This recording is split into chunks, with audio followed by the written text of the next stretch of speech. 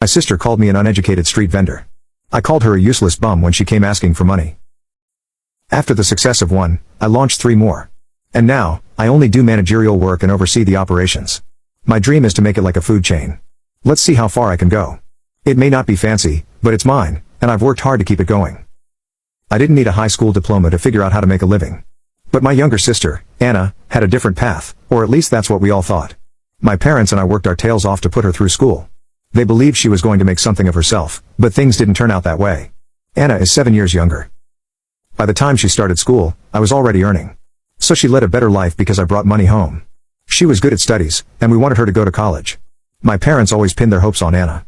They thought she was the one who'd break the cycle of poverty for us. They saw her as their golden child, the one who'd get an education, land a job, and pull us out of the hole we'd been stuck in for generations. I was already making money by then, but still, I didn't mind. I knew my place in the family, working to help out what I could do. And I was okay with it. I was not a rebel. I'm the kind of guy who puts my head down and works hard. I was also hopeful that my sister would get a good education and bring a good name to the family. When Anna was old enough for high school, my parents did everything they could to make sure she stayed on track. They couldn't afford much, but they scraped together what little savings they had to send her to community college. I chipped in too. I launched another truck and ran it all by myself while still managing the older one from time to time. I saved every penny I could so she wouldn't have to worry about money the way I did. I was dating my wife and had marriage plans, but we put that on hold. I told her to wait for a while until I sent Anna to college. She's a wonderful woman. She agreed. We all hoped Anna would make the most of the opportunity. But as the years went on, it became clear that she wasn't taking things seriously.